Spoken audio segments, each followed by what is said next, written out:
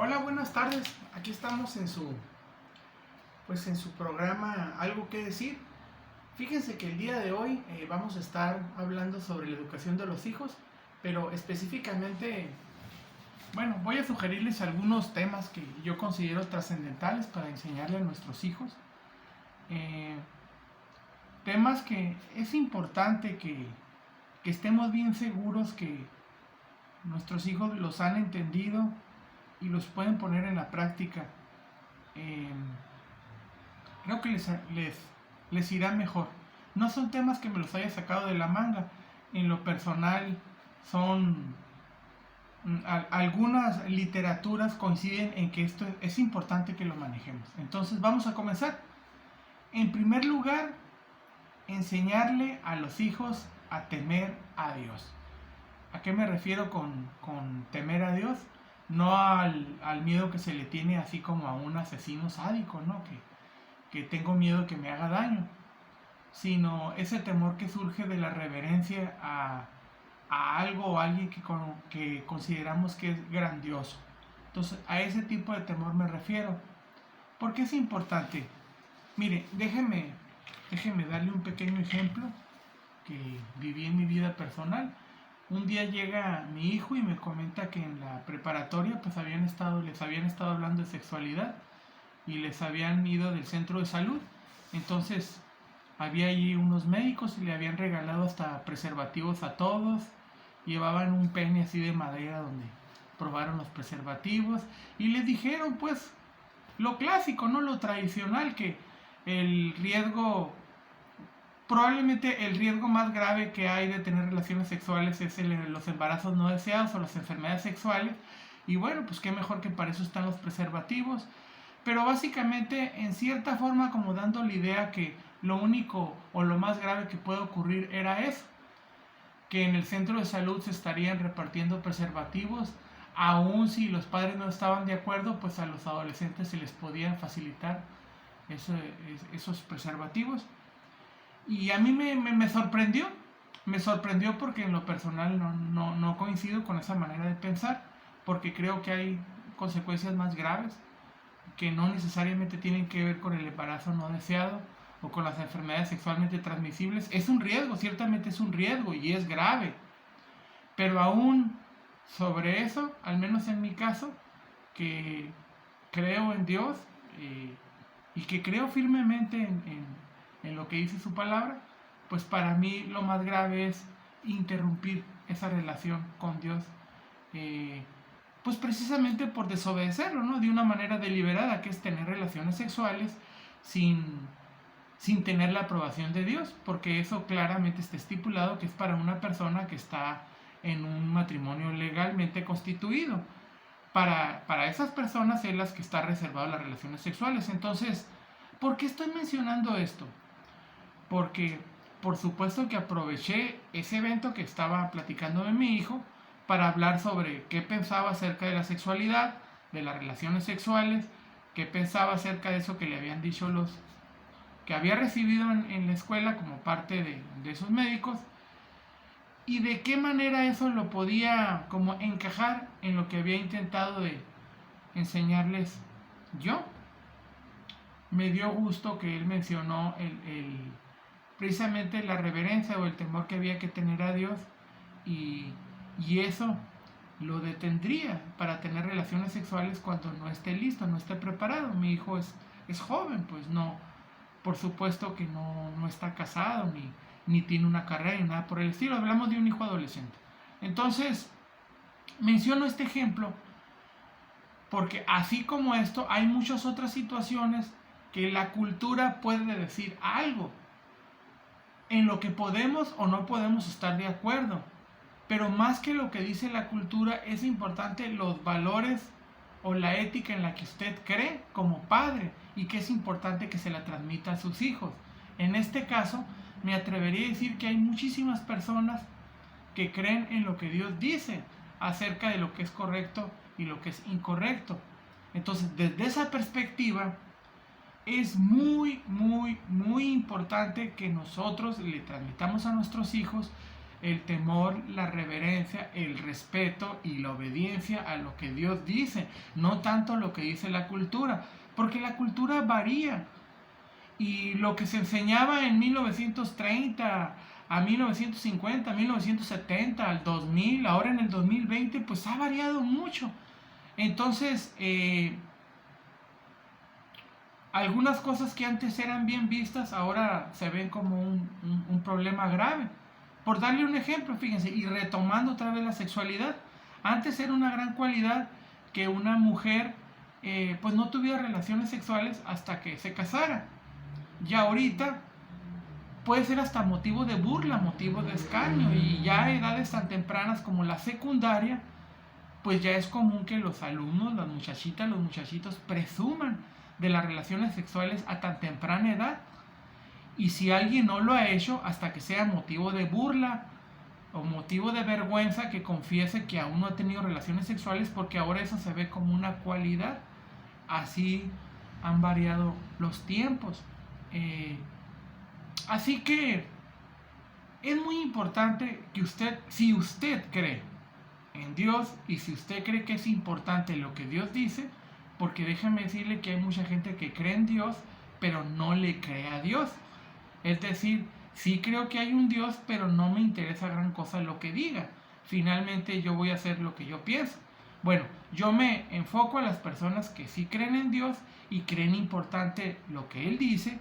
Bueno, es bien, es fundamental pues que yo transmita también esas creencias a mis hijos. ¿Por qué? Déjeme también aquí marcar una pequeña diferencia entre lo que es ser inteligente y lo que es ser sabio. Inteligente, o la inteligencia, como la medimos los psicólogos, es lo que marquen unas pruebas de psicología, dependiendo del puntaje que saques en esas evaluaciones, que se componen de una gran cantidad de tareas. Al final sacas un puntaje, y ese puntaje es lo que se conoce como coeficiente intelectual, y nos habla un poco de la inteligencia que tienen las personas. Tal vez no sea una medida muy confiable, pero para asuntos prácticos pues es digamos que lo más científico que se tiene, ¿no? Y por ejemplo, para diagnosticar la discapacidad intelectual pues son importantes esas evaluaciones. Yo no hablo de esa inteligencia, porque se puede tener una gran inteligencia, por decir algo como... Pues se me viene a la mente el Chapo Guzmán, pues, ¿no? Que a lo mejor tiene un coeficiente intelectual altísimo y burló durante años la justicia y fue capaz de hacer túneles y de controlar prácticamente el narcotráfico pues a lo mejor de los más importantes a nivel mundial, pues. Pero eso significa que es sabio. No, puede ser muy listo intelectualmente hablando, pero obviamente que no supo diferenciar correctamente entre lo que es correcto de lo que es incorrecto. Mientras para ser sabio, pues es discernir perfectamente eso, y a lo mejor intelectualmente pues no es muy brillante. De hecho, hemos conocido personas que quizás no son muy listas, muy inteligentes, pero son de una conducta intachable, son personas honorables, son personas íntegras, son personas honradas, personas que meteríamos la mano al fuego por ellas de saber que van a hacer lo correcto. Esa es la sabiduría a la que yo me refiero. Entonces, para poder desarrollar ese tipo de sabiduría, es necesario tener temor de Dios. O sea, es decir, saber diferenciar perfectamente lo que es correcto de lo que es incorrecto. Eso es lo que hace una persona sabia. No es la capacidad intelectual. Se puede ser a lo mejor hasta un superdotado intelectualmente hablando, pero ser un pillo, desgraciadamente. Y tenemos gente que ha estudiado en Harvard, a lo mejor en Yale, en Cornell, en las mejores universidades del mundo, pero son unos pillos. Esa inteligencia que tienen la utilizan para robar, para aprovecharse, para explotar a los demás. No son sabios. Y tenemos a lo mejor a una persona analfabeta, humilde, que es una persona tan honorable que cualquier empresa se lo pelearía por tenerlo en su trabajo, porque es una persona intachable. Entonces, si usted quiere que sus hijos desarrollen esa sabiduría de la que yo menciono, es importante que usted les enseñe a tomar en cuenta a Dios, a obedecer lo que Dios dice y a que les preocupe el no tener la aprobación de Dios en lo que están haciendo. Si usted es capaz de lograr eso, cuando su hijo se vaya a la universidad se va a quedar muy tranquilo. ¿Por qué? Porque usted supo inculcarle a sus hijos el temor y la reverencia a Dios, no a usted. ¿Qué es lo grave de cuando nada más le ha inculcado el temor a usted o el respeto a usted? Pues que cuando se vayan a estudiar, si se van fuera de la ciudad en donde están actualmente, pues ya no van a estar ustedes.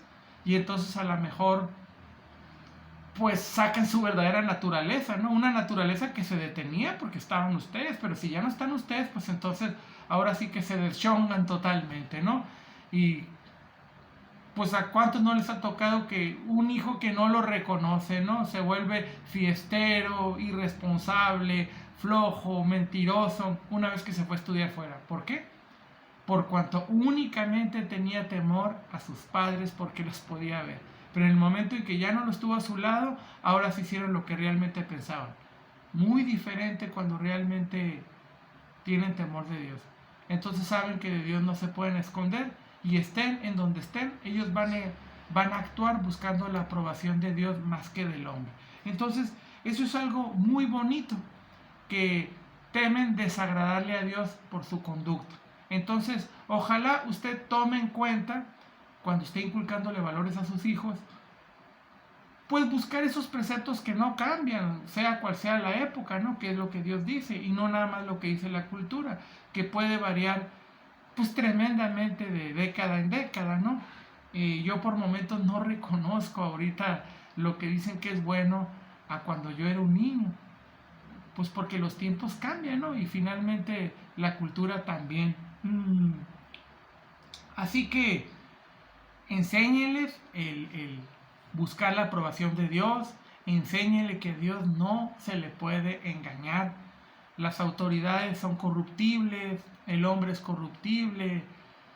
Por ahí dicen que todos los seres humanos tenemos un precio, pero a Dios no se le puede comprar, no se le puede engañar.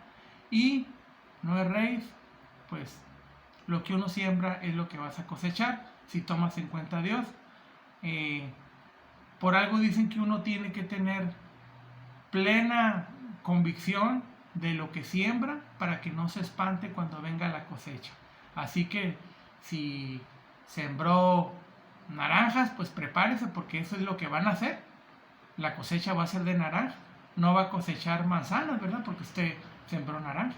Así que si usted está sembrando abrojos, pues no se asuste cuando lo que nazcan sean abrojos, porque fue lo que sembró. ¿Ok? Entonces, ese es el primer punto. Aquí lo vamos a dejar. En el siguiente programa vamos a seguir desarrollando otra lección vital para sus hijos. Hasta la próxima.